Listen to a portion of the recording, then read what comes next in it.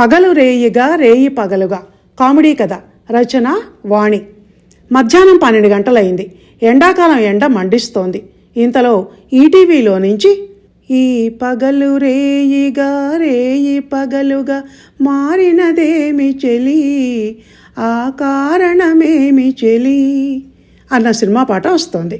అప్పుడే నిద్రలేచి ఆవులిస్తూ బద్ధకంగా బయటకు వస్తున్న మా అబ్బాయి వంక చూస్తూ, ఎంత కరెక్ట్గా రాశాడు కవి, భవిష్యత్తును ముందుగానే ఊహించినట్టు అని అనుకున్నాను. అర్ధరాత్రి 12 గంటలు దాటి డేట్ కూడా మారింది. 18 ఏళ్ల మా అమ్మాయి సీటౌట్లో వెన్నెల్లో కూర్చొని అది కాదే అంటూ ఎవరో ఫ్రెండ్తో హస్ కొడుతోంది.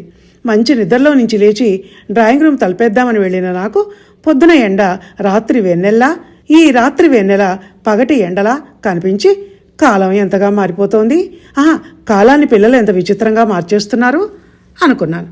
ధన్యవాదాలు.